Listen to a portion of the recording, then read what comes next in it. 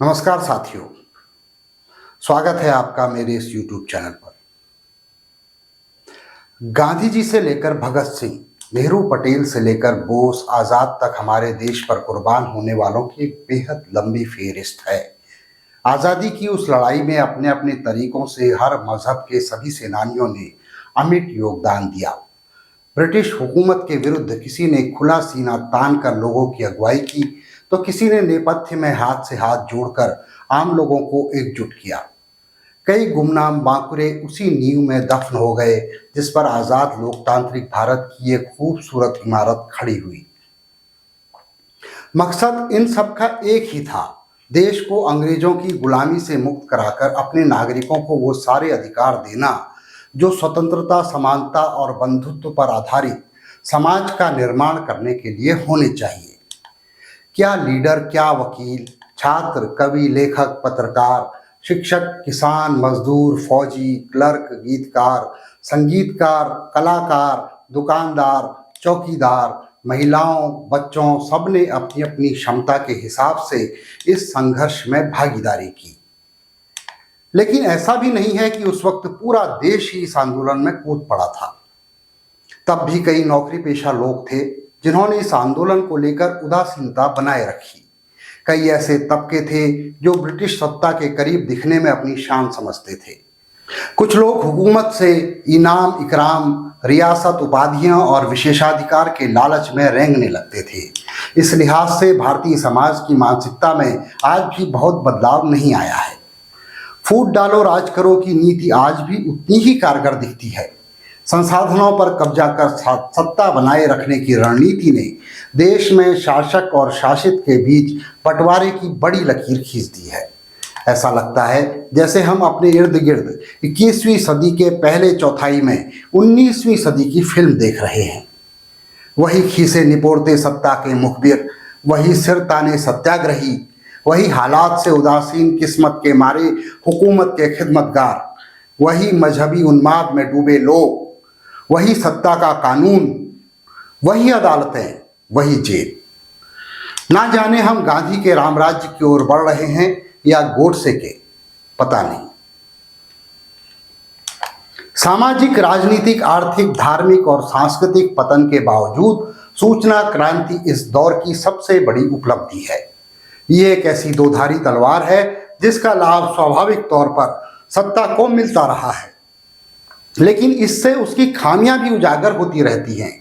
लोकतांत्रिक व्यवस्थाओं में ये माध्यम लोगों को उनके अधिकारों, कर्तव्यों और खतरों के प्रति जागरूक करता है, जबकि निरंकुश सत्ता इसे संपर्क तक सीमित कर देती है।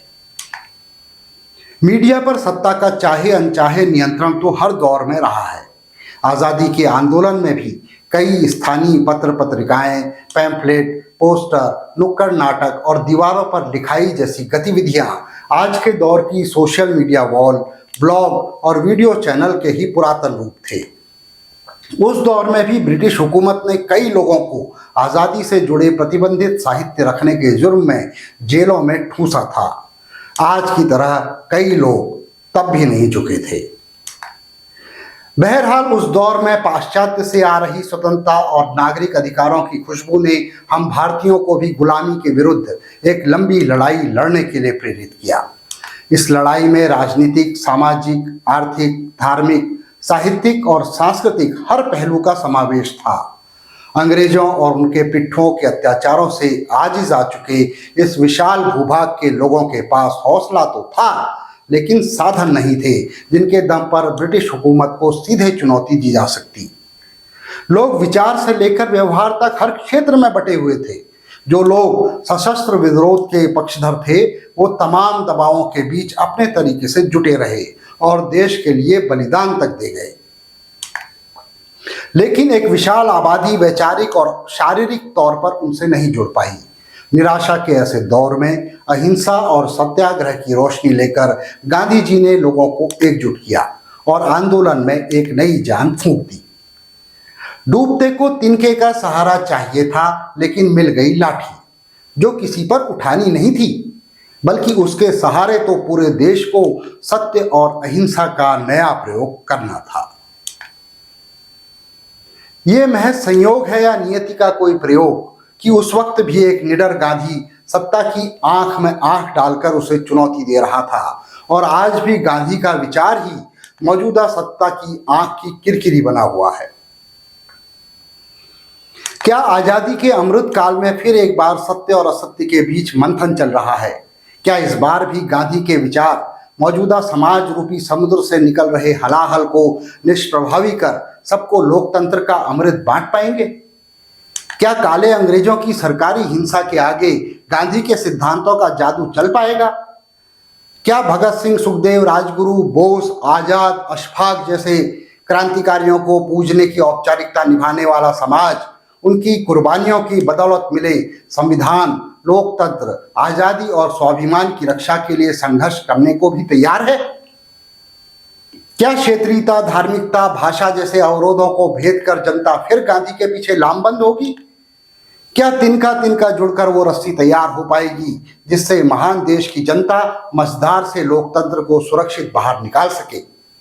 इन सवालों के जवाब मांग रहे गांधी आज भी जनता और सत्ता दोनों से कह रहे हैं, डरो मत, डराओ मत। जय हिंद।